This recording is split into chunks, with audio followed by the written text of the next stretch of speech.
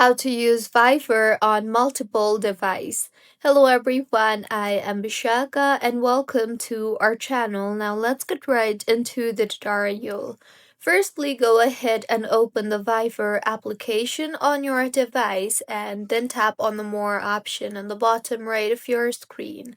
Here, tap on the scanner or the QR icon on the top right of your screen, and now you can go ahead and place the code in the center of the square and it will be scanned automatically. So, on your laptop or your desktop, go ahead and open Viber and you will receive a QR code.